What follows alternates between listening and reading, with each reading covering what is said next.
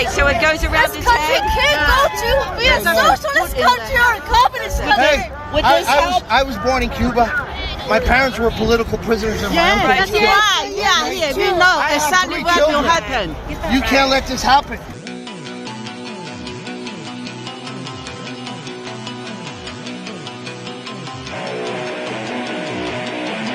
Doesn't anyone notice this? I feel like I'm taking crazy pills!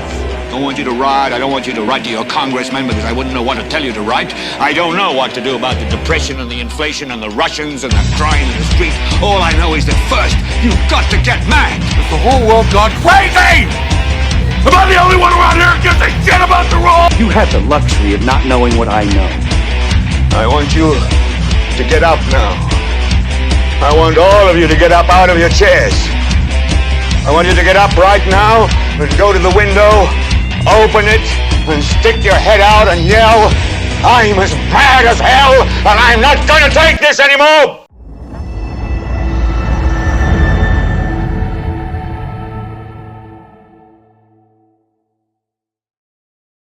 Hello and welcome to Thursday Night Live. So I was feeling a little bit extra anxious, so I reverted back to my old days. For those of you who've been around for a while, that was the intro that I used to use for the George's Rant episodes.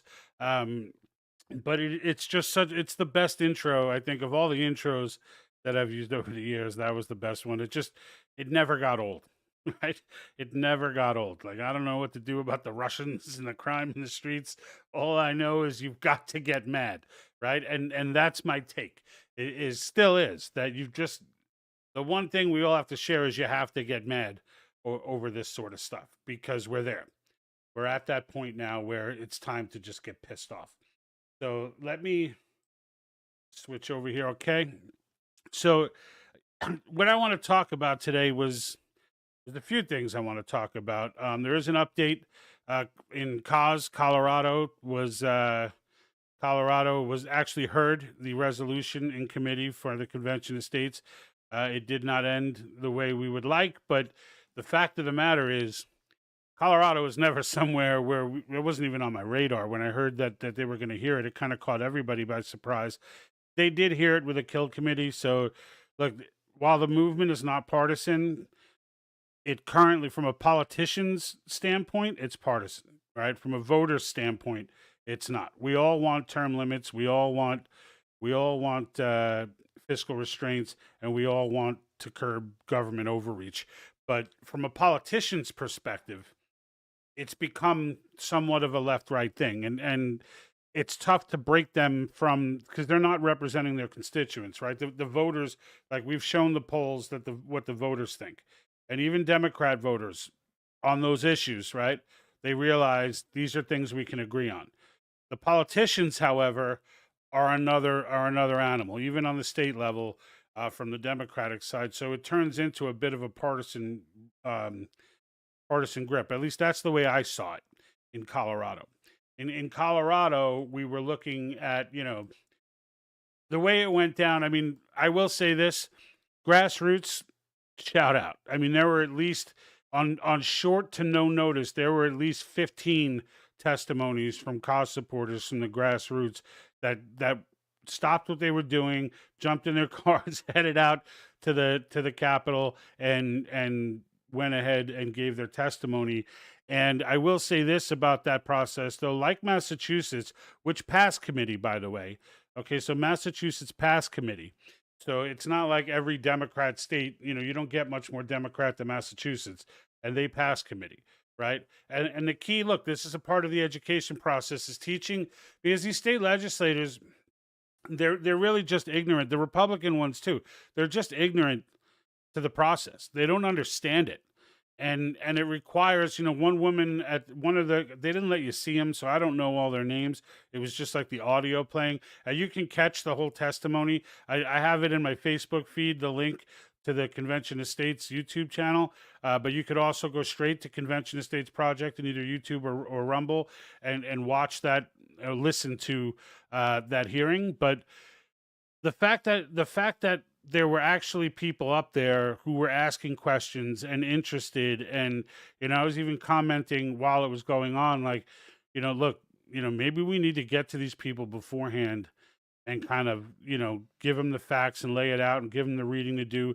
There was at least one person there who was saying, I wish I had, she said she spent the last week or two researching it on her own, but she had wished that she had, more time to look into it.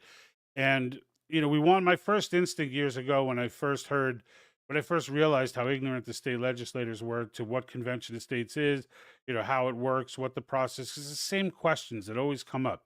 Same questions, same questions, same questions.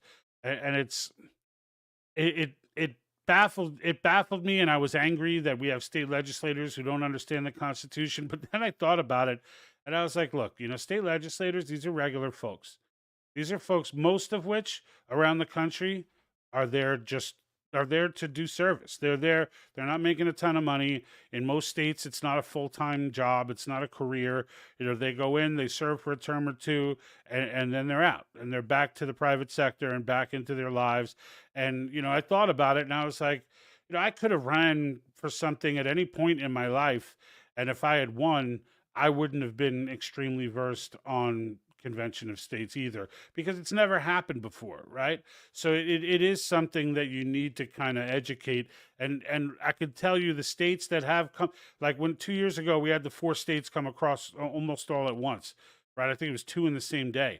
And when all of that was going down, when you listen to those floor debates, it was the same questions by some, only at this point, because Cos had gone in there with grassroots so many years in a row, you could tell that there were legislators who actually did do the reading, who actually, some of them even talked about how constituents walked up and gave them, the materials and the historical context and everything else, and they read it and they became staunch supporters of it. And boom, next thing you know, South Carolina's going, West Virginia's going, Wisconsin, and all of these states started to fall in line after, and every one of them, you could tell that, and they all told their stories on the floor. Like, I used to be against this. I looked into it a little more. This is actually the process. This is what we're supposed to be doing. So it's just a matter of educating these people. But the fact that Colorado, number one, was open to hearing it, which is progress. And number two, actually had people on the floor. I don't know how many people were in that chamber. I forget what they said the end vote was, but there was no video, so I couldn't see it. So it was hard for me to kind of wrap my head around it, because it sounded like it was going great.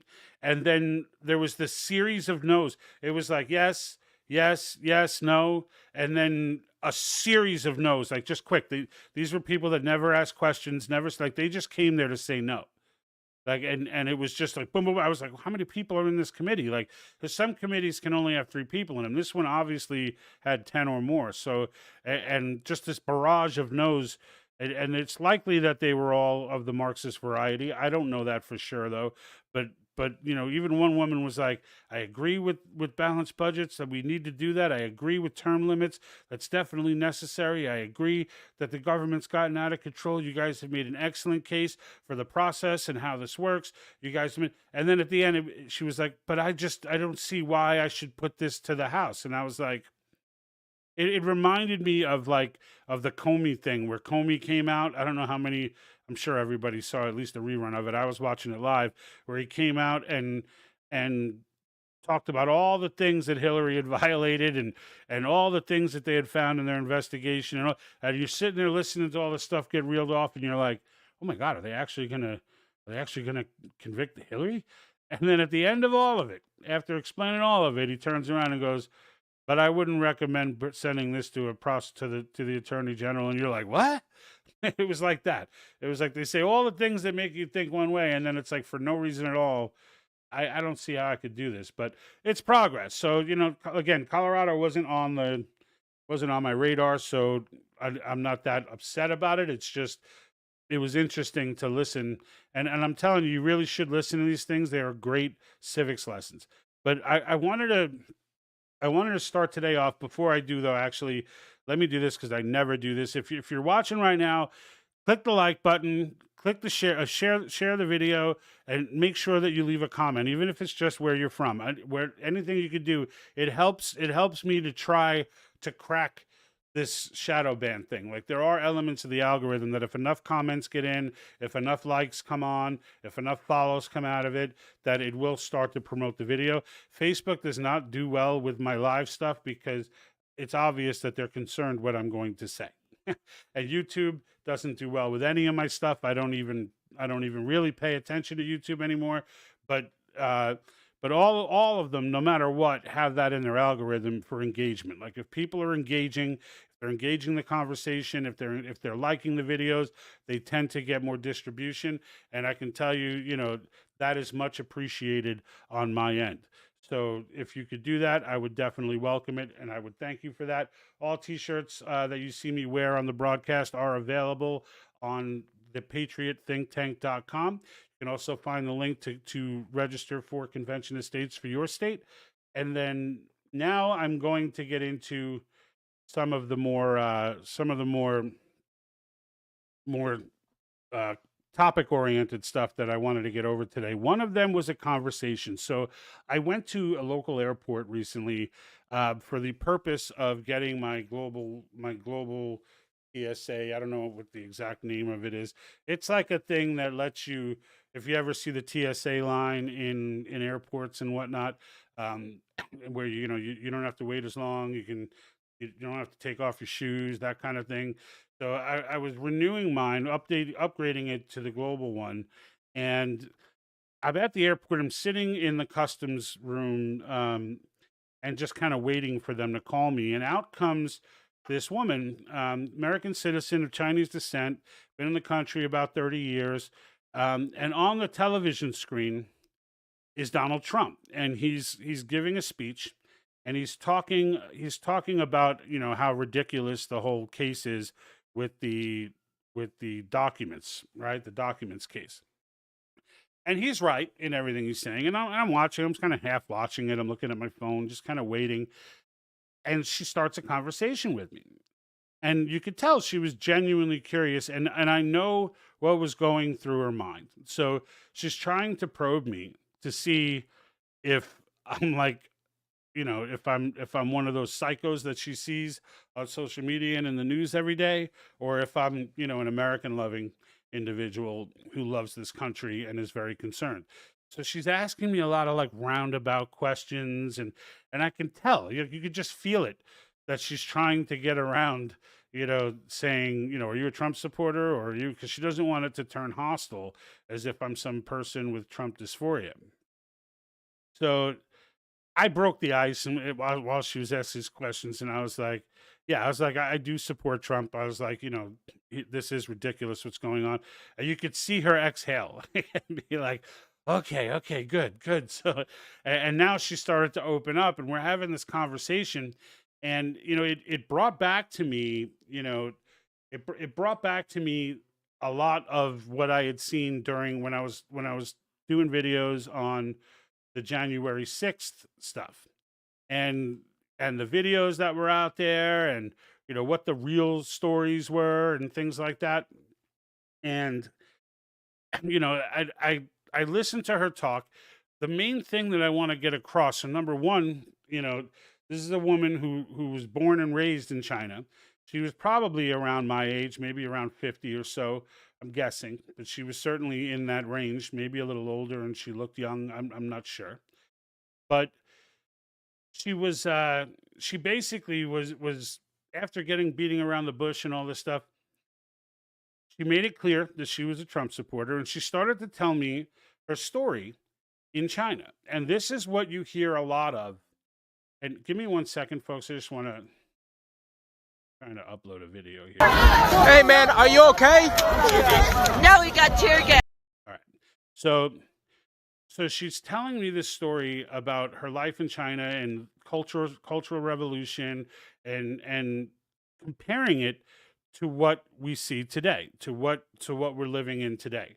And this I see this on video a lot, but I never had someone actually come up and start talking to me about it. And she was talking to me about how worried she is about all the stuff that she sees how, you know, she equates it to the Cultural Revolution. And if you don't know what that is, that was the beginning of the CCP. They called it the Cultural Revolution. It's when they began their genderless society and started making men and women the same, and all these things. And when I say the same, I don't mean equal. I mean the same. Like, so you could look into their genderless society, and it explains a lot about what you're seeing today. But over and over, she's giving me these examples of things that she sees now and things that went on then, things that she sees now, things that went on then. And, you know, she finally, you know, brought it full circle back to Donald Trump, you know, and the fact that now, you know, presidents are attacking political enemies and things like that, that the FBI has been weaponized. And like, my point about this whole thing is that they see this very clearly. There's no ambiguity for them because they've been through this. And Cuban Americans will tell the same story. Anyone who's lived, you know, now Venezuelans will tell the same story. Anyone who bought into the promises that are being made to the population now, mostly our youth, are buying into it. All of these promises that are being made, these are the same promises that were made to them, and they bought into it, and then they watched their country fall apart and become, you know, run by tyranny. And they see it happening here, and they're desperate to make it stop. They're desperate to not allow that to continue. And, you know, when I look at it, I'm like, okay, you know, I've seen this too, right? I've obviously we all do. I talk about it all the time. I talk about it a lot from the perspective of the CCP, right? I talk about it a lot from that perspective. But I wanted to, you know, I did a video not long ago with another American citizen, Chinese descent, seeing the same thing. You'll see tons of them if you follow where I'm telling you to watch stuff on the Epic Times. I told you they have the best documentaries done. When it comes to the CCP, they're the best documentaries done. And I can tell you they have one, I believe it's called The Final War, and it's about China's 100-year war waged against the United States, the war that we don't even know we're fighting as a country, and they are fully aware that they are fighting. Fully aware. I mean, I watched that, I forget, Charlie Kirk do some rant about TikTok. I was like, what? He was like talking about censorship and all this, and I was just like, you, Charlie? I'm like you don't seem like the kind of guy that this would go over your head. Like, but it did. It went clear over his head, and he was doing this rant about censorship and TikTok. And it's almost as if the left gets mad, if the left wants something, everyone on the right just automatically hates it. And it's like no one's looking at it for what it is. And I know if he thinks about it a little longer, if I asked someone like Charlie Kirk or one of these folks about, you know, would you be okay if the CCP were just data mining all of the American population and just using big data, like gathering big data to eventually use against us? Would that bother you? I'm sure he would say yes. This is why I was shocked that was the case. But I just found it, you know, wild. And I took this clip because back when I was doing videos on January 6th, I had taken this one clip when at the point where it was still peaceful and getting crazy, starting to, because the Capitol Police were starting to fire flashbangs and stuff into the crowd. And you're going to have to bear with me for a second because there's going to be it's going to pop up, but there's going to be no volume until I edit in, and then I'll rewind it back. Hey, man, are you okay? No, he got tear gas. Oh, my God. Oh, I see. Yeah, We're from China, you know. Okay, so it goes around the tank. Okay, so we'll bring it back now. And now what you're about to see this is on January 6th at the Capitol. They shot a flashbang. It hit someone. The gentleman you're looking at his back right now, it hit him. And it might have been tear gas. They were talking about it being tear gas when they were live, but I'm not sure. But they pulled him away from it, sat him down over here, and were trying to give him water to wash himself off with. But it's notable what he says, and it's notable what you can't see her yet, but there is a Chinese immigrant next to him, all right, who also opines when she sees, and I don't even know that she was opining for the camera, but she just opines. So let's listen to it. Hey, man, are you okay? No, he got tear gassed. Oh, my God. Oh, I see. Yeah, We're from yeah. China, you know. Okay, so it goes around This his country head. can't go to be a socialist country or a communist country. Hey, I was born in Cuba. My parents were political prisoners in my own That's country. why. Yeah, yeah. We know I have exactly 3 what will children. happen. You can't let this happen. No, we can't We let know this happen. what will happen. Right? So you hear the woman from China, you see her, it's so awesome. She's got the American flag hat and the scarf and everything. She was all fired up to go to the rally and protest and do whatnot. And then this happened, and she sees this happening, and she knows exactly what's happening. You know, there were other Chinese immigrants who were talking about the tactics that the CCP used to infiltrate protests. So that if there was a large protest, they would, like the CCP would enter people into the protest, and then those people would start breaking stuff, and it would give them an excuse to go in and start beating the crap out of everybody. And that sounds familiar too, right? So when you listen to these folks, it's definitely impactful in what they have to say and their perspective, because they've seen this, right? The Cuban gentleman's like, you know, like my father was a political prisoner, right? I have 3 children. You can't let this happen, right? You can't let this happen. And so it was just powerful to me for that woman to come up to me and speak to me that way, as if, you know, and what's crazy is at the end of the conversation that I had with the woman at the airport, and this really impacted me as well, is because I told her, I said, you know what, it's going to be fine. It's going to, like, it's not going to, we're a constitutional republic. It's not going to happen here. Like, the reason it hasn't happened yet is because I told her all this, and she looked at me and she was like, oh, thank you. And like went to hug me. She's never met me before, right? And she stopped. I had hugged her, but I was sitting down and she was standing up, so it was a little awkward. But then she like stopped and then like reached out to shake my hand, and I shaked her hand back, and then she went on her way. I was just like, thank you very much. She's like, I really. She goes, I'm not as, you know, I'm not as smart with this stuff as maybe, you know, other people are, but I feel like you are. And she's like, the fact that you think it's going to be okay really helps me to think that it'll be okay. Right. And I don't want to tell her that I'm a little worried myself. Right. but it was very powerful. And the moment it happened, I was like, I'm sharing this on Thursday. It's like, that was some powerful stuff right there. And, you know, knowing that there are American citizens out there, and this is kind of where I got the title of this particular live from, where, you know, asking the question, you know, are these the best, you know, it's not even asking a question, it's just making the statement that these first generation immigrants are some of the best Americans that we have. You know, they're fresh. If you ask them about the Constitution, they'll tell you more about it than most of the citizens that you'll find walking in the street. Why? Because they just studied the hell out of it to become a citizen, right? They just got done, you know, embracing all of it to become a citizen.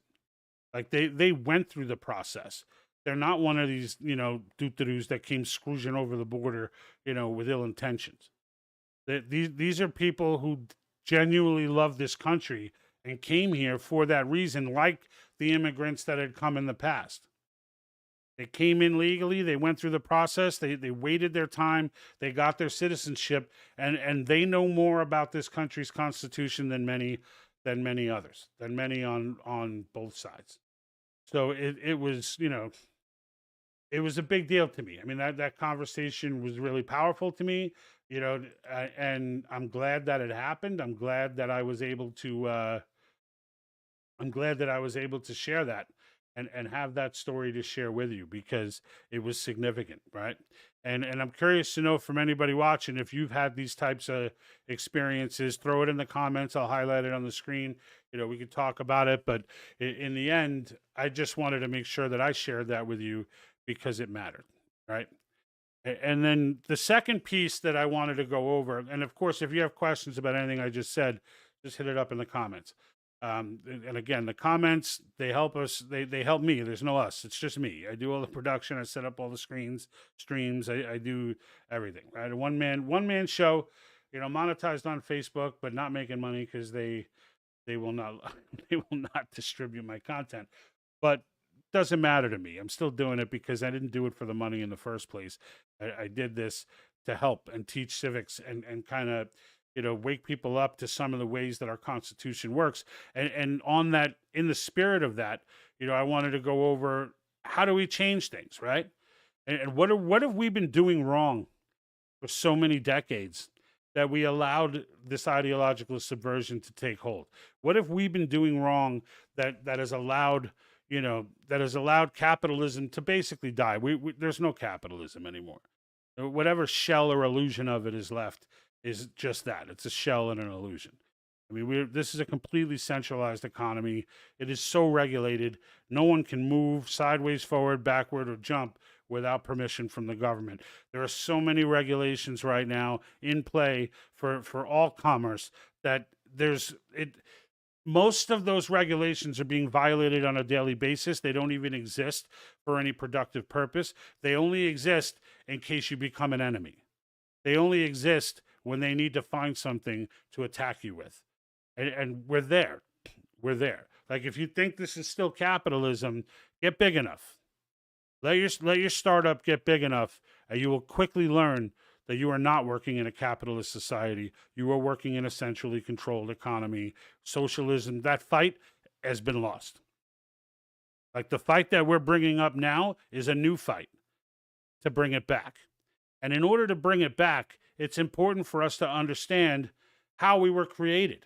And before these people came in and did this and miseducated generations of people to hate America and to hate capitalism, even though they don't even know what capitalism is, and love Marxism, even if they don't want to say they love Marxism, what they love is the idea of it, that the government should take care of this, the government should take care of that. Heck, even Trump thinks the government is a force for good. He just thinks because there are bad people running it, that, if you just had the right people running it, the government would be a force for good. That's un-American to think that way. I'm not saying Trump's un-American. I'm saying that thought process is un-American. And we don't even know that. Like, we don't even realize that as a nation, right? We sit there and look at things from the standpoint of, and conservatives are no better. There's plenty of conservatives who are collecting a government check for one thing or another. Maybe they're on Medicare, maybe whatever the story is, right? Social Security, I know we pay into, but we take out a lot more these days than we pay in. Why? Because we live so much longer than Social Security was was expected to deal with. And these problems exist. They're existential problems that are huge. And it's like, well, how do we fix these problems? And the way to look at it is to look back at how the country was founded. How was our government designed to run? Our government was not designed, the federal government was created by the states. It is not powerful over the states. It was created by the states. And there were processes put in place to prevent it from getting out of line. But over the course of decades, we've allowed ourselves to become so ignorant of civics. And I don't say allow ourselves like we were just stupid. We weren't being taught it. It was removed from classrooms. That's why I have that Make Civics Great Again t-shirt with the social studies sucks on the bottom. Because social studies, like everything with the word social in front of it these days, is a Marxist class. It's a Marxist class. And when I say that, I don't mean they're outright teaching Marxism. I mean they're outright not teaching civics. It's by omission. And no one knows that. I'm 50 years old. In grammar school, I had social studies. This is how long they've been at this. Right? People don't understand how bills are made. People don't understand a lot of things. And this is no way for us to exist. This is no way for us to exist. The first thing we need to understand is that local government is the key. Local government is where the solutions are. That's what we need to be looking to. If the entire republic was set up to operate from the ground up, it was set up with the state legislatures wielding the majority of the power. Why? Why would that be? Well, because the founders were scared to death of creating a federal government. Now, there's tons of reading material and listening to them debate the benefits and problems of creating a federal government. They were so afraid of it, they didn't really create one with the Articles of Confederation. They did, but it had no teeth. It couldn't do anything. It was useless. And after Shays' Rebellion, where they realized they can't even provide security to the states, it became obvious that, all right, we've got to do something. We don't want a strong federal government, but it has to be strong in some ways. And so they went ahead and called the convention. That one was a constitutional convention. And they called this convention, got together. We all know how it went down, right? Put together what we know today. And it's been great for 250 years. Corrected along the way, right? Plenty of amendments added. But they put it together designed to run from the local government up. So the idea is it's far easier to negatively impact through a vote your local politician in your district. Okay, your neighborhood can get together and remove that person at will, as opposed to relying on the coordination of an entire nation or even your whole state. And when folks, this is where we get to this place where we all know what's going on right now makes no sense. I mean, we all know this. We all know men cannot have babies. Half the people, more than half the people who even agree with that nonsense, really don't even agree with it. They just want to be left alone. But this is not a time to ask to be left alone. But the thing is, when we look at how to act, so how do we take action? Well, people think, well, we get Trump elected. No. I mean, yes, we want to get Trump elected, but no, Trump being elected is not going to get our budget in order. He spent as much money, if not more, than the people that we don't like, which is pretty much every president all the way down the line for the last 60 to 70 years. And so there are things that Trump can do, like secure the border and things like that. But the border is the only existential problem that he can really solve. I mean, he can shift the relationship dynamic with other countries and things like that, sure. But he's not going to unilaterally. We all know how dysfunctional Congress is. They're all just in there to make their money off their inside trading. There's a handful of them who, actually give a damn, but they're a handful. And the system's designed, to make a handful pretty powerful in some situations, but in the end, no major change comes from a handful of Congresspeople. So again, it brings us back. Well, if elections aren't going to do it for us, how can we make this impact? How can we make a change? How can we stop 100 Republicans right now, just to make the point, right? 100 Republicans just voted for this last spending bill, giving money to all kinds. No one even knows what's in these bills. There's still omnibus bills, despite Gates making his play to have them be single subject. They're still pumping out all this garbage. We're still spending millions on the sex habits of Japanese quail when influenced on cocaine. Right? Lizards on treadmills. These are all real things that we spend millions of dollars on. And by the way, none of that spending stopped with Donald Trump, Reagan, Bush, you name it. Because presidents don't have the authority to just stop those things. I'm sure if someone brought it to Trump's like, dude, we're paying this for lizards running on treadmills, he'd be like, stop that. Okay, well, good luck with that. So again, it brings us back to how do we do this? Well, the first question is, how did the federal government get all this power? How did that even happen? The 10th Amendment is pretty clear. That any power not given to Congress or the federal government via the Constitution inherently belongs to the states or the people directly. Yet here we are.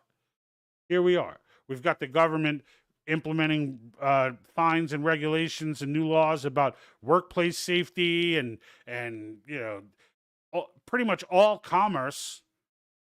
Education. Why is there a Department of Education? Where in the Constitution was the government given the power to even do anything with education? They were not. They were not. But yet here we are. So how did they do that? Did they circumvent the Constitution? Well, the answer is no. They didn't really circumvent the Constitution. It really just depends what Constitution we're talking about. And when I say that, let me see if I have I mean these two constitutions. So they didn't violate the Constitution. They followed the large Constitution there. Not only followed it, but added stuff to it via the way of Supreme Court decisions. And that's what that large 3,000-page behemoth that happens to have Constitution of the United States of America on its binder, that's what it is. It includes all of the Supreme Court decisions over the last 250 years, whatever. And the fact of the matter is, a lot of those decisions were horrible and gave the government powers that it was never designed to have. But because they made those rulings, it became the way. So then again, all right, we followed the path this far. So now we know, all right, the government's been abusing its power. It's been getting into areas that it has no business getting into. We figured out how it got there through bad Supreme Court decisions. So the general consensus had always been, what are you going to do? The Supreme Court is the final law of the land. No, they are not. And that's where Article 5 comes in. It's not like the founders didn't know that this was going to happen. They very much expected this to happen. Don't think like the founders would get to this point and turn over in their grades. They wouldn't turn over in their grades. They would be like, how long did it take? That's what they would ask. That's the point of curiosity, in my opinion, that the founders would have when looking at society today. Not, I can't believe this happened. It would just, their whole point would just be, how long did it take? And they probably start exchanging money based on the bets they made. You know, one said, it'll probably be done in 20 years. Another one, 50 years. No, it's going to take longer than that. Maybe I say 200. You're the winner. You were closest. Like, they put Article 5 in with this very scenario in mind. And it's never been used before in history. They've attempted a couple times, but there has never been that much unanimity and that much, that much agreement on the problems. And now that we're here, now that we have this much agreement, it is time. The only problem is the Marxists thought ahead too. They realized when Mao said, I don't care if it takes 100 years, and he said that in 1948, a year before they even took over China, he was already envisioning taking down the United States. The Soviets were more powerful at the time. They were already actively engaged in implementing ideological subversion. But the fact of the matter is, the founders saw this coming, so did the Marxists.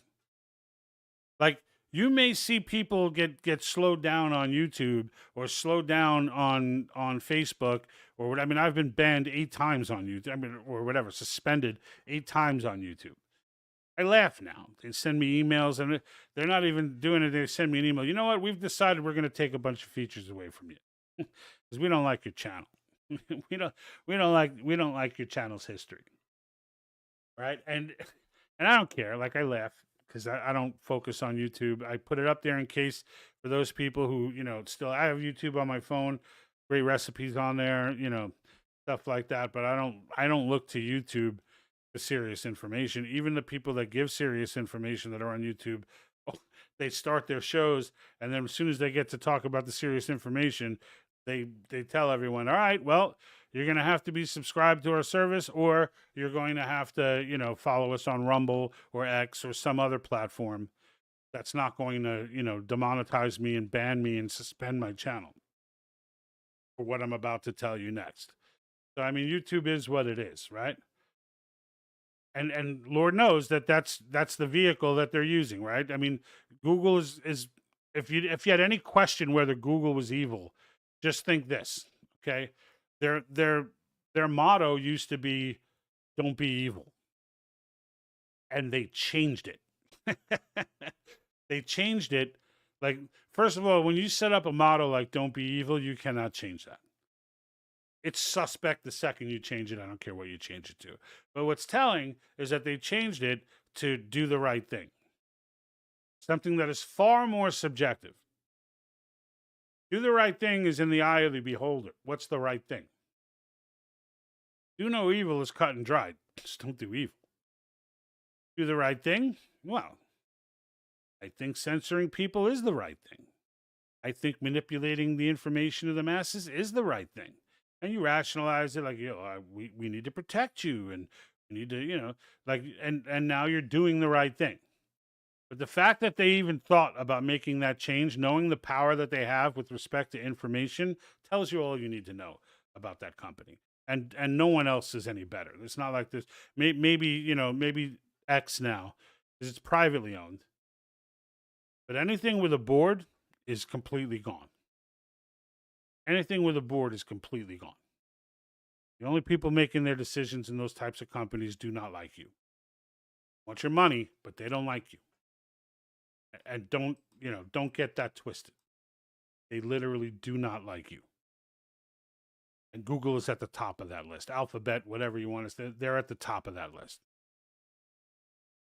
Because in the end, if we were to get together now, to take it back to the local government, and I remember being criticized. I left a comment. I actually did a video about it where I left a comment. I was watching Cash Kelly, The Streetlight. Shout out to Cash if you're watching.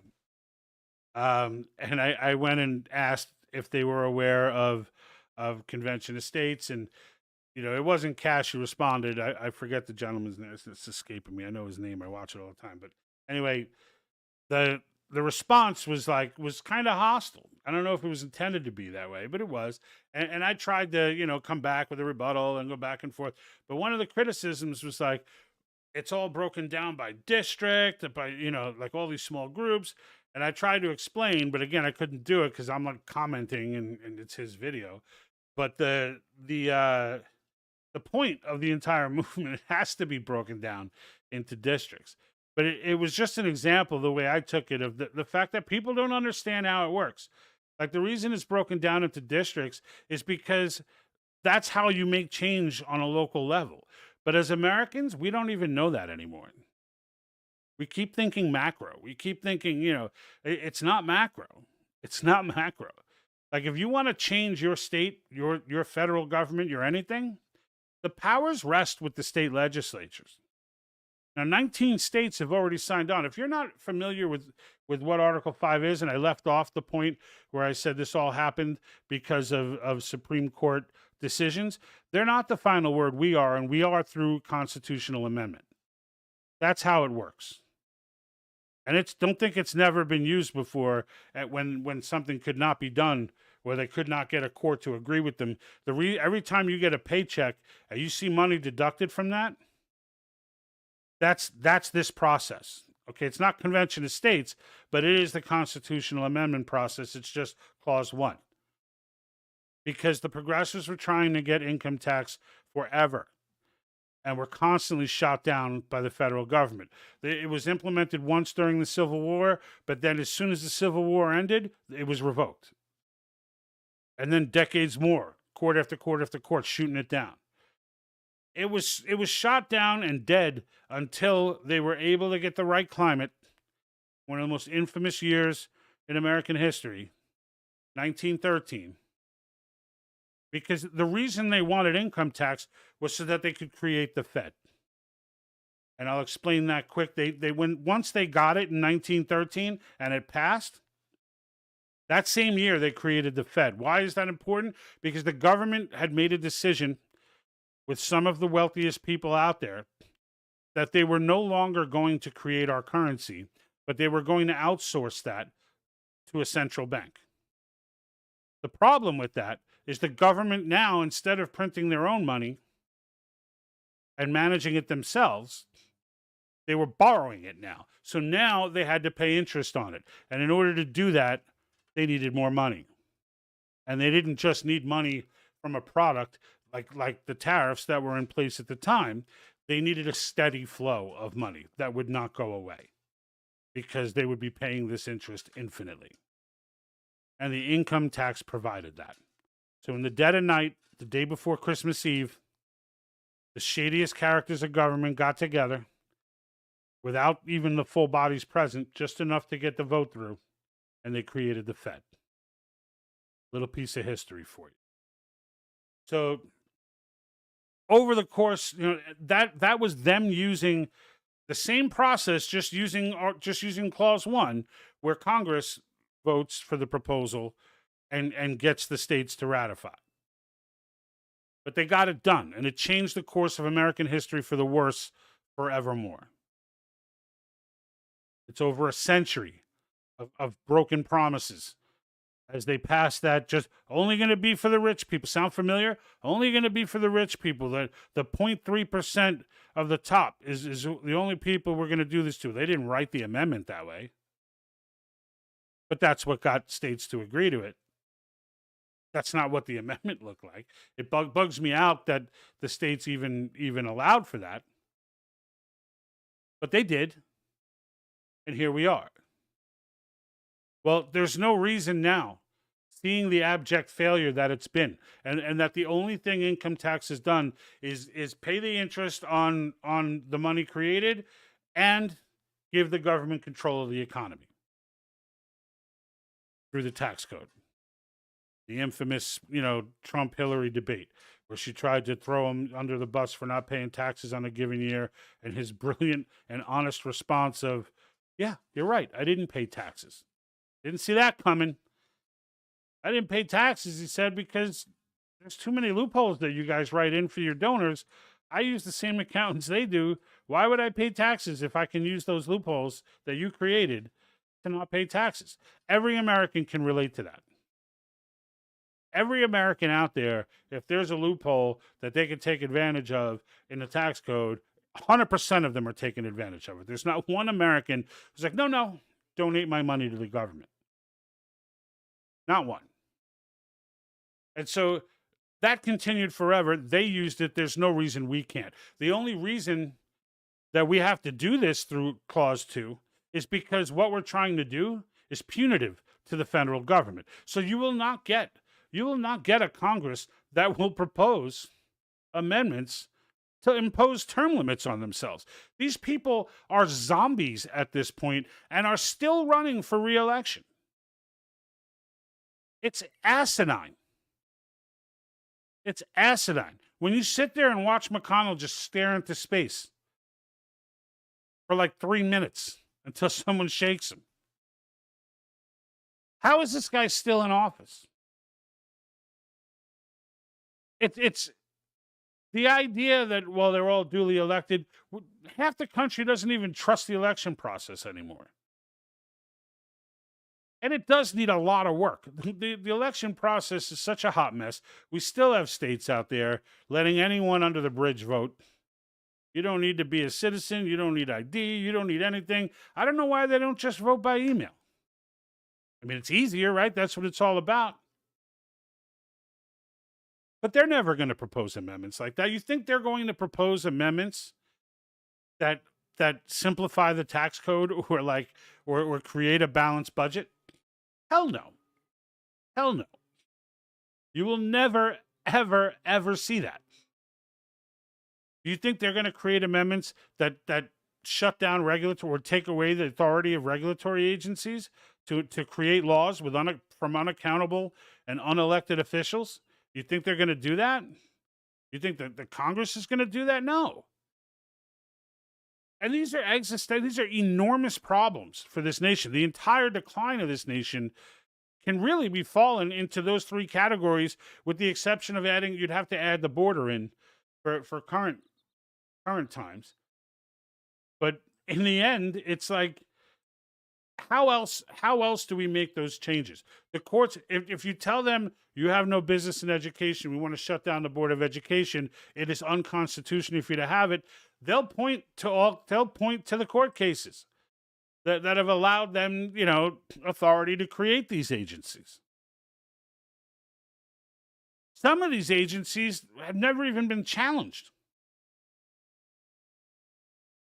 But they exist because no one's even like, in the end, none of them should exist.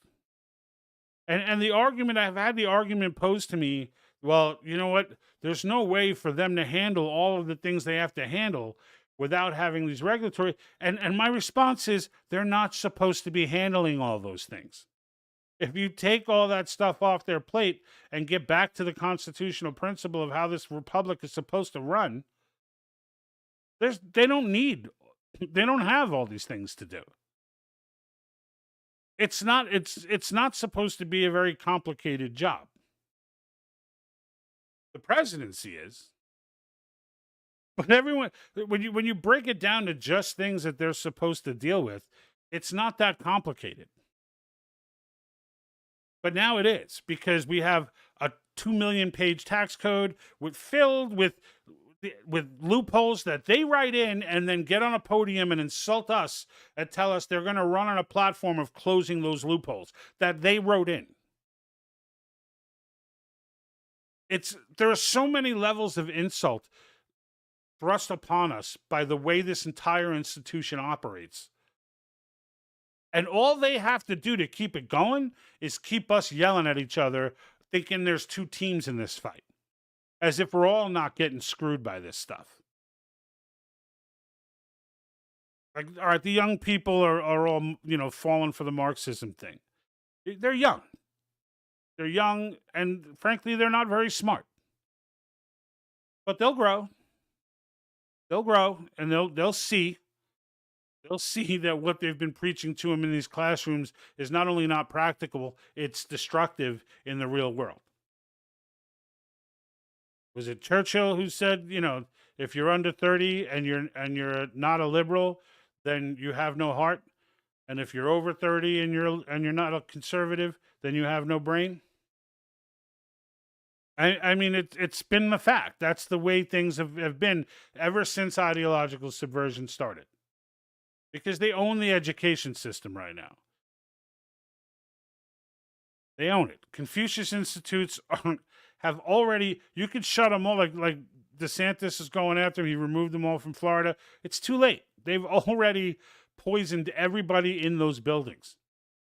Every professor in all of these universities have all been hand-selected because they bought into the mantra. And then they shower them with awards and things like that just to add to their credibility. And then once they're showered with all these awards, then they teach the students, well, you shouldn't be listening to anyone who doesn't have these credentials. And you can only get these credentials if you buy into this nonsense. I mean, it's a perfect system. Perfect system. It allows these students to rationalize anything. And when they go and try and look stuff up, what do? They Google it. They got that too. They got that too. I had a school teacher Google, what system of government we have. First answer that came up, Democratic Republic. See now? That war is already lost. At this point, the only way, there's only one. You'll hear me say it all. There's only one way. Even for those who are like, oh, we'll just revolt and it's our duty to have a revolution, that's going to be a mess and it's going to end well and most people will be dead. And even if in the end this urban warfare goes on for decades and it ends somehow in winning, we will already have thrown out the Constitution at that point. Like, the Constitution works. It works. Yes, it needs to be amended from time to time. Not easy to do. But in this case, when we're this deep in, and we all know there's an end point coming. It's not going to go on like this. The descent is continuing and continuing and continuing. And Trump will come and go. The descent will continue. It will continue until it all bursts. Unless we start educating ourselves, because they're not going to educate us. Like, we need to educate ourselves on the history of this nation and how this was designed and why. why it was designed this way. Why was it designed? Why were we originally pre-17th Amendment also passed in 1913? It was at the year of the Marxist. But pre-17th Amendment, senators were not elected directly by the people. They were appointed by state legislators. Why? Because state legislators were supreme. Why? Because they're local. Like, the entire concept is that you should go to your local representative with your issues. That person then brings it to the state floor and addresses it. You're not even thinking federal government. Now, when you get to a point where now you have to think federal government because federal government is holding people on puppet strings for purses, okay, even if you're in a state like that, and I can tell you there are a lot of states in this union where there are enough good folk in the state legislatures to make differences. But even if you're in a state like that, it is far easier to turn that over, to remove that person, than in any other position in government. You literally just need your local neighborhoods. That's it. And once they, just like anybody else, once they see that anybody who holds their positions will get thrown out of office, well, now the only people that are going to be winning are going to be people who don't hold those views. And one of those qualifications right now that I will ask everyone watching this to adhere to is that they support the calling of a convention of states for the 3 topics that the other 19 states have already gotten on board for. Like, now is the hot time. Now you should be going, you get the link for the petition from my website while you're there, from thepatriotthinktank.com. While you're there, now you can start digging in. What states are in? What states are out? Where's my state? Now that I signed up, I clicked the volunteer button. Maybe all I can do is just post stuff. I'll educate myself, and I'll be the social media guy that jumps onto different posts or posts different things and does different stuff. Right? And now you're active. Now your district captain is calling you. You got someone in your neighborhood, local to you. Hey, what's up? Here's what we're doing. These maybe you don't know who your representatives are. Most people don't. Here's the campaign we're running. We're going to be doing letters. We're writing some handwritten letters. We're doing, we're all making calls. We're doing this and that. Whatever it may be, it's all going to be geared towards that district. That district legislator. And these things add up. This is how the 19 states that are on board now got on board. Because people got active. People went after it. People went ahead. They reached out. And trust me, these people in most of these cities and states are incredibly accessible. They all have local offices. They're not always up in, if you're in, if you're in New York, they're not always in Albany. They're not always in Sacramento. They're not always in, I gotta sit there like a third grader doing my state capitals again. Des Moines, right? They're not always in your state capital. They have a local office in your district. You can visit them, talk to them, ask them, what do they know about convention of states? How do they feel about term limits for Congress? How do they feel about the fiscal situation in the country right now? How do they feel about, bureaucracies and vaccine mandates and, firing people from, how do they feel about these things? Get their take on it. Because when you do, all right, number one, you get a good handle on who they are, where they are, what they're about. Number two, if you find out they're not about, what you need, what you're looking for, okay, well, now you know. And now your district, your team district, right, in that, because COS has this organized that way. And then whatever it is that district team needs, maybe they need a district captain. Maybe the district captain can't do it anymore, and they need, they need a new one, or they moved, or whatever. Okay, maybe that's where you could fit in. Maybe you could just donate some money to the cause. Maybe you could just put in some time because you don't have any money. Maybe you have a skill like video editing or something. You contribute that way. Maybe you've got a huge following on social media, and you can go ahead and get the word out and educate people. There's a million things. If all of these people contribute 15 minutes, you can't even wrap your head around how much time that is. You can't even wrap your head around that. Just 1 second here. I was having a small. Fortunately, is not destroying the stream, but all right, I think we're good now.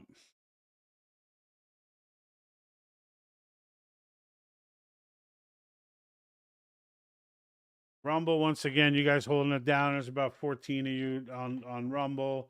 YouTube, I think there's like 2. I don't even know. I don't even know how to look at YouTube. They don't tell you in the studio. Maybe it's no one, and that's why it doesn't show a number. I don't know. But Twitter or X, whatever, is we've got another 11 there. So I appreciate people hanging in there with me through this. You know, because this stuff is important. This stuff is important, and you know, and we have to get together. We have to act together to make this happen. So I will go ahead. I've reached the hour now.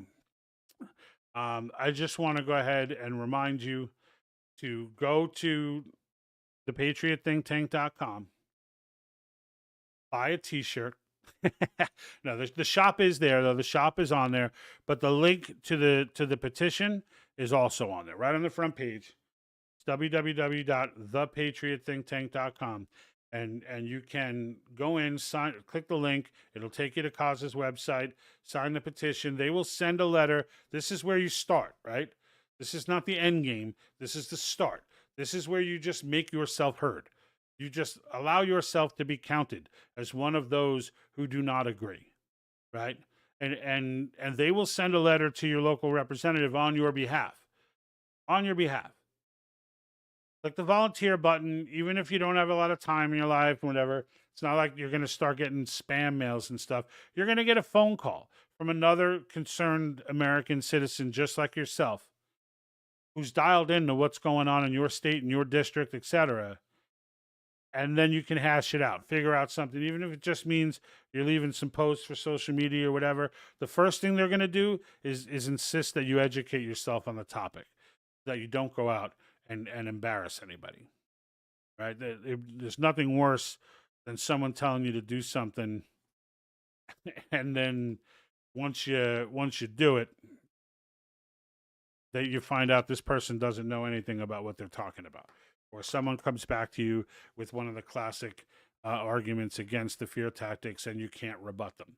Like honestly, from the education standpoint, the stuff that you hear is the same questions over and over and over again. It's not difficult to arm yourself with historical information to be able to combat that. So, you know, get there, sign the petition. I will be on next Thursday. Appreciate all of you, and I'm out.